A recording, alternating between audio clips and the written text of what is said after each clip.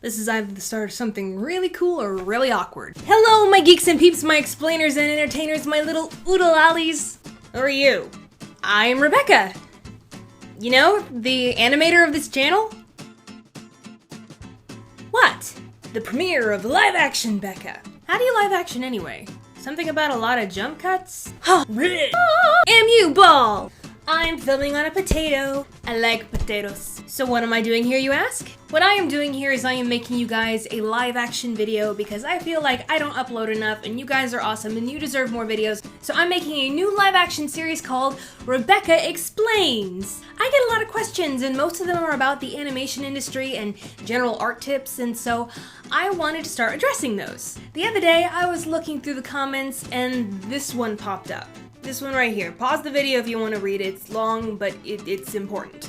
And I kind of read through that and I was like, oh boy, she covered a lot of issues in one comment. So this is going to be a video answering that one particular question because a lot of baggage was loaded in that comment. Disclaimer, this is all based on my personal experiences in the animation industry and in animation school. Try to remember, you could probably ask another animator the exact same question and they would tell you something completely different. We're all different, we all have different experiences, we all have different opinions. Alright, so one of the first points that this comment brings up is, I can't afford my dream school. To which I say, yeah, not a lot of people can afford their dream school, but in animation it's worse. What can I say? Animation is not a poor man's game. There's equipment and hardware and software, so it's an expensive game to play.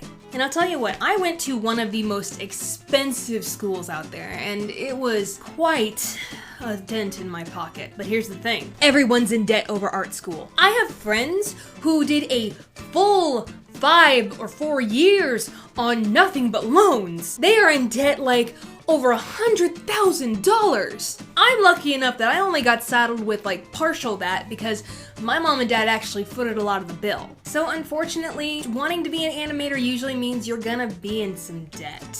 But that's the price a lot of schools have to ask in order to afford all the hardware and software and guest speakers and staff that they use to teach you. Which I guess that kind of cascades into the next point of this question. Does which school you go to matter? You know what they tell you in the industry all the time? Oh, it's not which school you went to, it's what you can do. Yeah, you know what, that may be true, but not all animation programs are created equal. Some schools have all the money. Some schools have all the software. Some schools have the amazing staff that actually worked out in the industry at places like Pixar and DreamWorks. Some schools have a higher standard of what they consider to be an A+ versus what another school would consider to be an A+.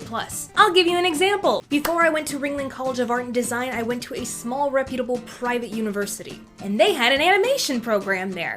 But here's the thing, on their website, this is the student work that they decide to showcase. This is what's on their website, this is what they're proud of, this is A+ material to them. And if you go to the website of one of the big animation schools, you see material like this. This is A+ material to a school like Ringling, or CalArts, or SCAD. SCAD stands for Savannah College of Art and Design, in case you wanted to know. They won the Annie this year. And I know there's been so much controversy about whether your school matters, and if you really want a job in the animation industry, you have to go to CalArts. If you have a really solid portfolio and demo reel, recruiters are not going to care what school you went to. If you're amazing without even going to art school, you'll get the job. But if you're like me and had never touched animation before, like literally the first time you even attempt animation or open up an animation software is going into school, and you need someone to hold your hand and tell you, this is what you need to do, then you need to go to the school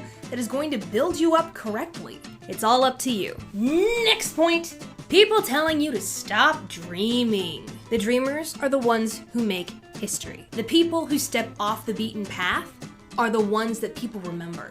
The people who step out of their comfort zone and forsake what everybody else is telling them, they're the ones that accomplish things. And that can be you. People are always going to tell you that you need to stop dreaming, that you need a safe job, that you need a stable job, that you should do what everybody else is doing. Risk-taking is not for everybody. Heck, I'm not even sure it's right for me. What am I doing? But just because someone is too afraid to step out of their own comfort zone doesn't mean you should be. And you're not going to be able to until you believe that yourself. This really is starting to sound a little cliched in what every single successful person ever tells anybody, anywhere. But here's the thing, it's true. You can fail all day long at something you hate. It's something that is considered safe. You can work for 10, 15, 20 years in a safe company, doing a safe job that provides you stability, and one day they could just up and fire you. And so you failed at something, one, you thought was safe, and two,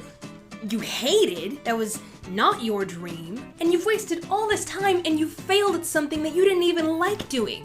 So you might as well give your dreams a shot. You might as well fail at something you love doing, because at least you enjoyed yourself, at least you had fun. You can do it. I know you can. And the fourth point, small, competitive, guys only. Small industry, I don't know if I'd call it that, although it just keeps getting smaller with all the layoffs happening. At this very moment, the industry is going through a really weird place. It's like, animation doesn't sell, and if one animation movie is a flop, then the whole industry is a flop.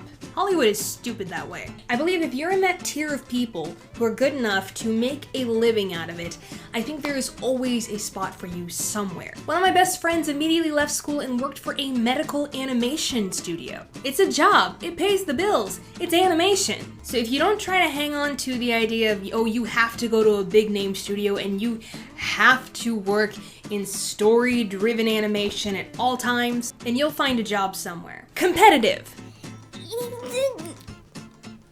Yeah? You are trying to get that job over someone else, but the thing is, animation is such a collaborative art form. It is the most collaborative art form on the face of the planet. You can't hold grudges in animation.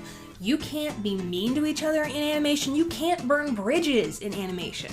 I've gotten so many freelance jobs because my friends in the industry would pass people along to me. That's how a lot of work is given out in the animation industry. That's how a lot of jobs are filled, is through connections. So you gotta have friends in the industry. You got to be nice to people. Competitive, yes. Cutthroat, no. There's a difference. And then last but not least, women in animation. I'm trying too hard.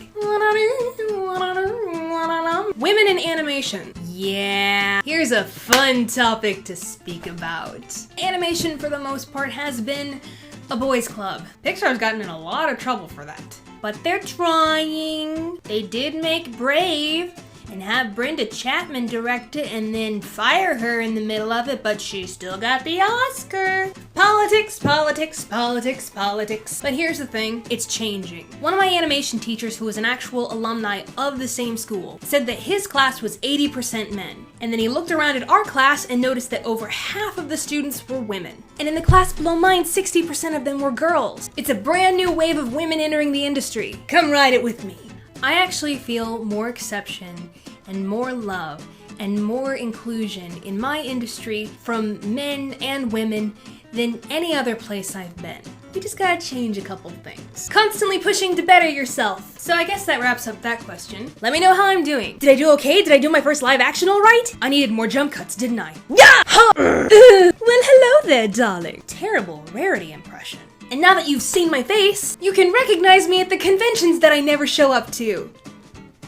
That hurt. Let's make this a thing so I don't upload every 5 months. So if you want me to continue with the Rebecca Explains video series, then go ahead and ask away in the comment section below, or you can ask me at either of these Twitter handles. And hey, also ask me questions at either of these 2 Instagram handles. And don't worry, more animation coming your way. And don't forget to subscribe! Hands! Anyways guys, thank you for tuning in, but now I gotta tune out.